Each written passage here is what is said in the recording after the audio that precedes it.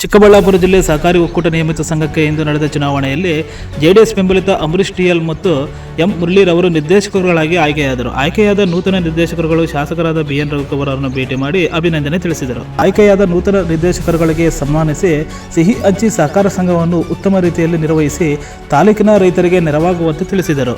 ಇದೇ ಸಂದರ್ಭದಲ್ಲಿ ಮುಖಂಡರುಗಳಾದ PLD bank ಅಧ್ಯಕ್ಷರಾದ Muniyappa, Ujaguru Ramanna, Nanjappa P, PLD bank ನಿರ್ದೇಶಕರಾದ ಮಂಜುನಾಥ್, ಉಮೇಶ್, ಗುತ್ತಿಗೆದಾರರಾದ ಮಂಜುನಾಥ್, ತಿಪ್ಪೇನಹಳ್ಳಿ ಲಕ್ಷ್ಮೀನಾರಾಯಣಪ್ಪ, ಪ್ರಶಾಂತ್, ಮುನಿರೆಡ್ಡಿ, ಮೂರ್ತಿ ಇನ್ನೂ ಅನೇಕ ಮುಖಂಡರುಗಳು ಭಾಗಿಯಾಗಿದ್ದರು.